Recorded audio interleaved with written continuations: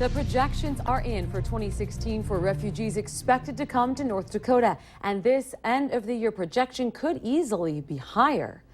Good evening and thanks for joining us tonight. Lutheran Social Services announced today that around 445 new refugees will come to North Dakota in 2016. Valley News Team's Christine Stanwood is here to break down the numbers and pass along the impact on your pocketbook. Christine? Mike, Stephanie, over the past 14 years, Lutheran Social Services has resettled 4,000 refugees from 35 countries in North Dakota. Each year for the past 3 years, they have settled about 300 refugees in Fargo, West Fargo area, 90 in Grand Forks, and 20 in Bismarck. Like we've said before, LSS predicts roughly 445 people to be resettled across the state in North Dakota. Breaking it down, the organization outlines 50 people will go to Bismarck, 95 to Grand Forks, and 300 to Fargo and West Fargo area. Those numbers don't include another 13 unaccompanied refugee minors. Today, I took a closer look on the financial impact since your tax dollars are spent for this program.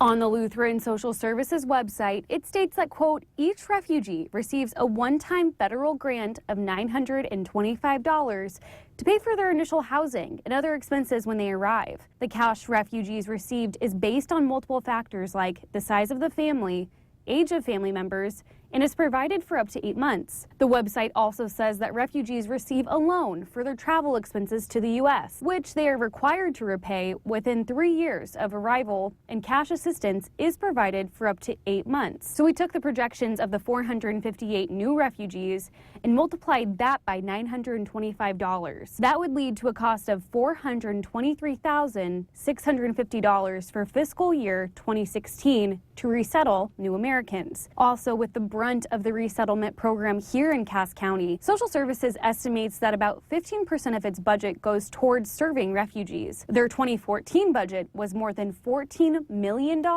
which means just over $2.1 million was spent serving the refugee population of Cass County. Now, I do want to remind you that refugees pay taxes from the day they arrive here.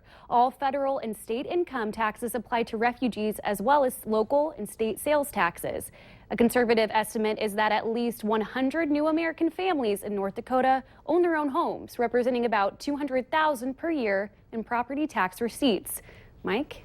We also want to reiterate that, like last year, the projection will most likely go up from this report, and the next quarterly meeting is scheduled for March 10th. If you want to follow this story and all others on New Americans, go to our website, valleynewslive.com, and click on this story. And you can stay up to date on this story and many more on our Facebook page. Just like Valley News Live, and you'll stay informed throughout the entire day. A man was sent to the hospital tonight after he was hit by a car. Officers responded to the accident near McDonald's off of A Street in Moorhead. That's where the man walked out in front of a southbound vehicle. The driver of the vehicle says he saw the walker, but didn't have enough time to slow down and stop before hitting the man in the legs, causing him to smack his head on the windshield. The driver of the vehicle was shaken but uninjured. At this time, I don't believe that the driver of the vehicle is at fault, was not speeding, was not doing anything reckless. Just the individual that was crossing the street did not use the sidewalk and obviously did not stop for traffic. The person who was hit had non-life-threatening injuries because the pedestrian was not walking in a crosswalk. Moorhead police say the driver is not facing any charges at this time, but it's an ongoing investigation. The search is over for a Bemidji, Minnesota woman who had been missing since mid-October. Rose Downwind's body has been recovered from a shallow grave near Bemidji. Her ex-boyfriend, Marcello Cimarusti, has been charged with second-degree murder. Another man, Brandon Rossbach, has been charged with aiding and abetting second-degree murder. Police say that Christopher Davis is still a person of interest in this case. He has not been arrested. Cimarusti told police that he saw Downwind leave his Bemidji home on October 21st. Well, on Monday of this week, he confessed to killing her a day earlier on October 20th, and then transported her body and burned it before burying it northwest of the city. A new year is just around the corner, and starting in 2016, the FBI will track animal cruelty. They plan to pull the data from the National Police database that they use for crime statistics. The data will be broken down into 4 types of abuse: neglect, intentional abuse or torture, organized abuse, and animal sexual abuse. Homeward Animal Shelters say they are glad to see the FBI taking these steps. So I think it does need to be tracked. I'm not saying that every person that abuses an animal is going to abuse a human, but I mean, if they can abuse one living creature, it's not unheard of for them to start abusing humans as well. Statistics from the FBI's animal cruelty category won't be available, though, until 2017. A Minnesota man who stands accused of trying to help others leave the country to join ISIS did not enter a plea today in court. Authorities say 20-year-old Abdirazak Warsami was providing material support to terrorists in Iraq and Syria. He was arrested in Eagan, Minnesota. Now, according to the criminal complaint, Warsami was at one point the leader of a group of young Somali Americans from the Twin Cities who tried to flee the country in April to aid the terrorist organization in Iraq and Syria. New details this evening about the closure of NDSU Center for Nanoscale Science and Engineering in the Tech Park, and they're the details we've been trying to get for more than a week. NDSU Vice President for Research and Creativity, Kelly Rush, was questioned by the State Board of Higher Education. Valley News Team's Cornelius Hawker has been covering the story. Sensi was extremely successful, and they should be applauded for their success.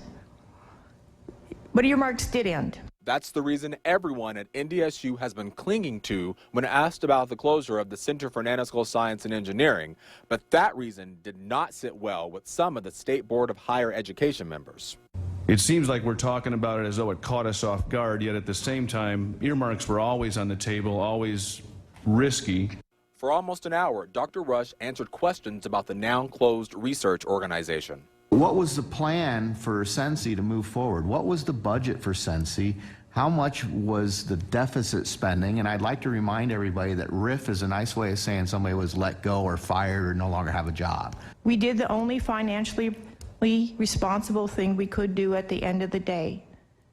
In September of 2014, the annual burn rate of Sensi was over $4.4 million a year. Burn rate meaning how much money Sensi needed to stay open, an amount of money that could not be kept up.